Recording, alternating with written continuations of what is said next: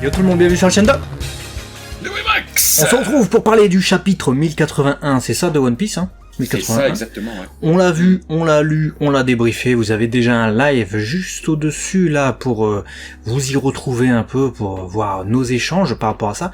Aujourd'hui, on va revenir un peu sur les pistes, sur les théories, c'est une vidéo 100% théorie, mais qui contient les spoilers du chapitre. Pas de spoil sur les prochains chapitres, ne vous inquiétez pas. De toute manière, il n'y a pas de chapitre la semaine qui arrive là. Le partenaire de la chaîne Ma Borne d'Arcade vous souhaite une bonne vidéo. C'est le spécialiste des bornes d'arcade, Pincab, Flipper et Babyfoot. Il s'occupe de tout de A à Z sur Dunkerque, garantie 100% français. Allez, on retourne à la vidéo.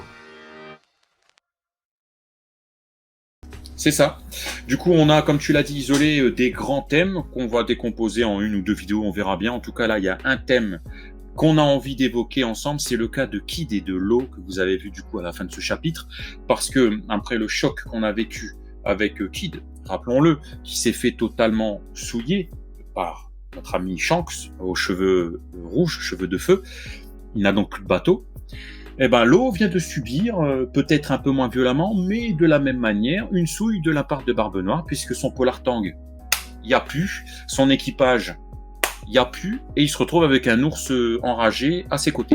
Voilà. Beppo, du coup, grâce à Beppo, il survit, surtout que Beppo sait nager.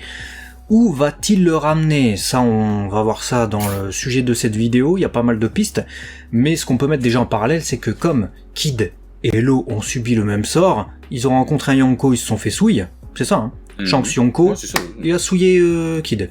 Barbe Noire Yonko, il a souillé Law. Du coup, on a les Supernovas qui sont en perte de vitesse, il n'en reste plus beaucoup, hein. Il reste Luffy, Zoro, mais ils sont dans le même bateau, hein, j'ai envie de dire. C'est un peu... c'est un peu la fin, on va dire, de leur voyage, on a l'impression. Hein. À voir, du coup, vu qu'ils sont séparés de leur équipage, comment ils vont continuer. Moi, je trouve que c'est fort de symbolique de leur mettre un cran d'arrêt comme ça, de leur mettre un stop avec des Yonko, parce qu'on a l'impression que les Supernovas qui ne sont pas assez...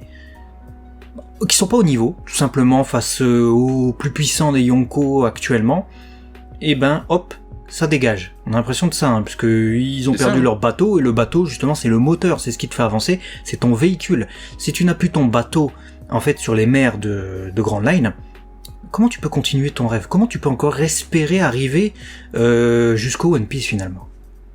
Ouais, c'est ça, symboliquement, c'est très fort ce qu'a fait Oda. C'est-à-dire que tu perds ton équipage, tu te fais souiller. Tu finis, bon, Law et Beppo sont ensemble. Quid de Killer? Est-ce que Killer et Kid vont rester ensemble, histoire d'avoir le capitaine et son second?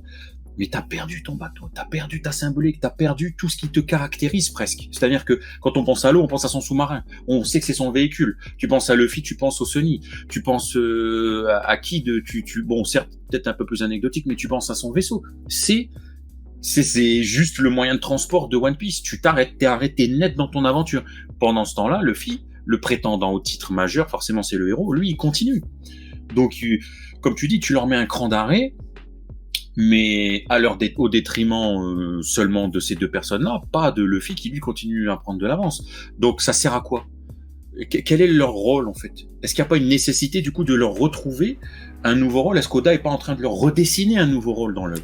Ah, très certainement. Peut-être qu'il veut aussi montrer la dureté du nouveau monde et voilà, ô combien il est impitoyable ce nouveau monde et ô combien les Yonko, les dernières puissances à affronter pour pouvoir atteindre le One Piece, sont impitoyables. Parce que si tout était facile, tout le monde serait au même niveau, tout le monde serait concurrent jusqu'au bout.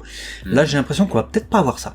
Tout le monde se vante la témérité, le côté un peu, comment dire ça, je me relève toujours de Kid notamment. Certes, il s'est fait taper à chaque fois il s'est relevé. Là, je pense qu'il va se relever quand même, mais je suis pas certain qu'il soit encore dans la course pour aller jusqu'au One Piece, très personnellement.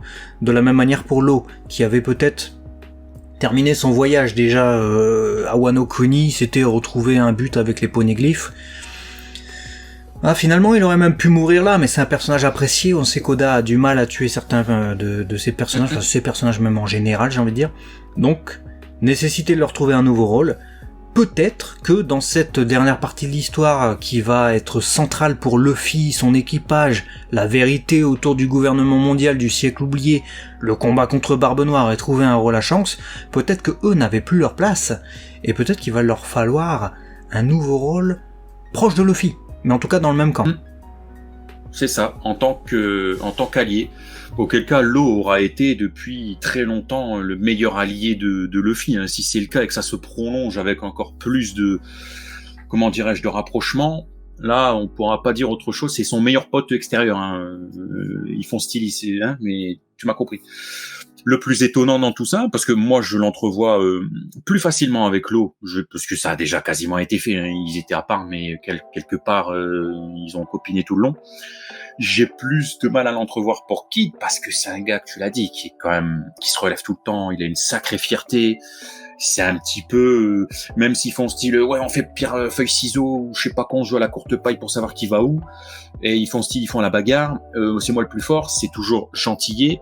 Mais je sais pas comment il pourrait accepter de dire ok, j'ai tout perdu, le fils est le prétendant, bah je vais me résigner à ne faire que t'aider. En gros, après il est peut-être pas question de résignation, hein. Peut-être que pour eux ça sera un combat qui va continuer sur une autre route. C'est-à-dire qu'ayant perdu leur vaisseau, bah ils seront obligés de se rallier à un autre. Et peut-être qu'ils feront partie de la flotte de Luffy, la flotte des Mugiwara tout du moins, et peut-être que leur voyage continuera comme ça. Mais dans leur tête, ils auront toujours leur objectif peut-être. Peut-être que c'est une manière de l'atteindre différemment. Des fois dans la vie, quand on n'arrive pas à atteindre l'objectif suprême qu'on s'est fixé parce qu'on a visé les étoiles, on va atterrir quand même dans la lune. Et peut-être que eux, c'est ce qu'ils se disent. Et malgré tout, même ceux qui sont pro-fierté Kid en mode « ouais non, jamais il s'alliera avec Luffy, etc. » Ils étaient copains dans la carrière, hein. Quand ils étaient prisonniers à Udon, c'était les deux coqs « ouais non c'est moi qui, en premier. Mais les deux, finalement, ils étaient ensemble, hein, main dans la main. Donc c'est un peu comme ça que je vois toujours leur relation. Et je suis même en train de me demander si tout ce qu'Oda a écrit avec Trafalgar Law, toutes ces années, tous ces 15 ans peut-être qu'on a eu avec lui et Luffy, en tout cas nous, dans notre temporalité à nous, et ce qu'il a écrit à Wano avec Kid, c'était peut-être pas où il va, même s'il l'avait peut-être pas anticipé, est-ce qu'il va pas se servir de ça justement pour l'évolution de leur relation et pour finalement accepter mieux, parce que s'ils étaient restés rivaux, genre des supernovas, mais ils se sont croisés 2 fois, ouais salut, je te regarde de loin, mais c'est moi qui vais, c'est pas la même relation. Là ils ont combattu ensemble à Wano Kuni. Je suis totalement d'accord avec toi. On va prendre un exemple concret pour que vous compreniez ce qu'on veut vous dire si c'était pas clair. Tu prends Œil Rouge. On sait pas où il est, on sait pas ce qu'il fait ce gars, peu importe. Il débarque comme ça, il fait « Oh, le filet de moi, j'ai perdu mon bateau !» Il dit « Ah bon, bouge, qu'est-ce que j'en ai à foutre, t'es qui ?» Si c'est Law qui vient, tu vois, ou si c'est Kid, je suis d'accord avec toi. Luffy, il va pas les envoyer Yesh, tu vois. Il va plutôt leur dire qui vous a fait ça, c'est qui. Tu vois, il va être touché par la situation.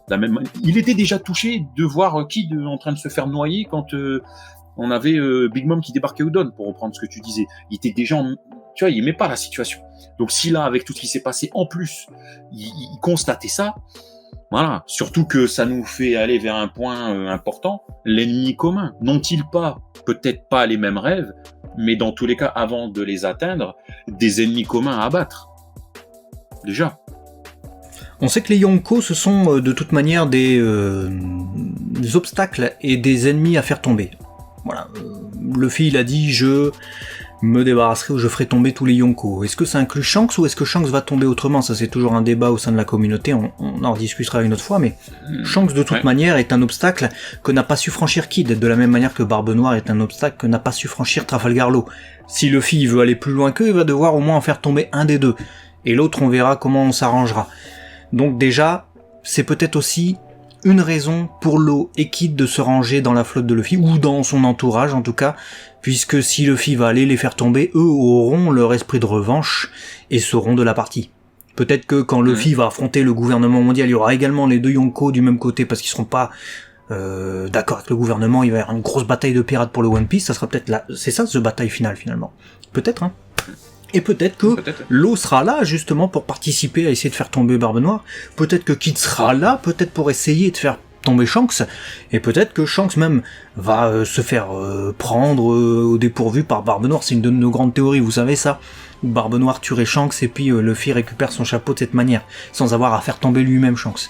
Et du coup son ennemi, Némésis final, ce serait Barbe Noire. Mais du coup on aurait peut-être un gros combat final avec les 3 derniers gros Yonko, Luffy, Shanks, Barbe Noire, et de la partie on aurait quand même Kid et Law qui serait là, même sans leur équipage. C'est sûr que c'est un chemin qui se dessine assez facilement. Si leur esprit de revanche peut être soulagé, on peut clairement écrire ce genre de scénar. Fight contre Shanks, voilà, revanche de qui, tu l'as dit, ça tourne mal, intervention de Barbe Noire, blabla. Law qui est vénère aussi, qui du coup, il veut taper Barbe Noire quand il a perdu. Voilà, Barbe Noire qui fait tomber Shanks, Luffy qui est en PLS, les 3 contre Barbe Noire. Tu vois un truc qui se dessine. Wano, on n'a pas été surpris de voir sur le toit Luffy, Law, Kid contre Kaido et Big Mom. Il y avait même de la hype. Donc ça peut être la même chose, mais avec, pourquoi pas, un entraînement que Law et Kid ont eu pendant cette parenthèse où là, ils doivent se reconstruire pour justement être un meilleur atout lors d'un combat final. On ne sait pas non plus ce qui va se passer contre Im, donc est-ce que c'est dans l'ordre que tu l'as dit, à savoir on commence par opposer le gouvernement mondial avec l'aide des Yonko et ensuite les Yonko arrivent après? Est-ce que c'est d'abord les Yonko qui tombent et après c'est Im? Voilà, parce que si c'était ça, ça peut aussi créer un happy end, c'est-à-dire qu'en gros, lors de la guerre totale contre le gouvernement mondial, on peut avoir le retour des équipages de chacun. Ceux-là, ils se sont perdus de vue. Mais rappelez-vous ce qu'a dit Beppo, Law qui voulait à tout prix revenir en arrière, et Beppo qui dit non, vous en faites pas, c'est des fous, ils vont revenir, vous en faites pas, là, faut vous sauver, vous. Bon, ça n'a pas été mis dans la bouche de Beppo de la part d'Oda pour rien. Pour moi, c'est qu'il y a des retrouvailles à venir.